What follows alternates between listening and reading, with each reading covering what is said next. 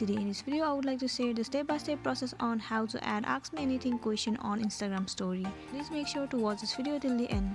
So the very first step is to make sure that your Instagram application is updated to the latest version. If the application is not updated, you need to update it to the latest version. And once it is updated, open the application.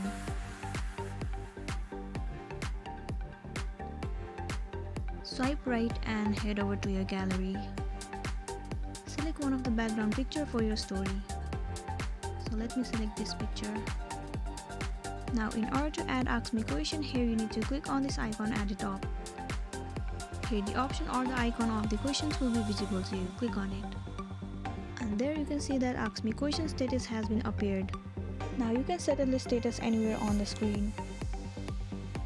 So let me settle it here. Now click on your story at the bottom. You have to wait for a while. Click on your story. There you can see that your Ask Me a Question story has been uploaded successfully. Well, this was for today, and this was the tutorial video on how to add Ask Me Anything on Instagram story. I hope you found this video useful. Thank you for watching it till the end.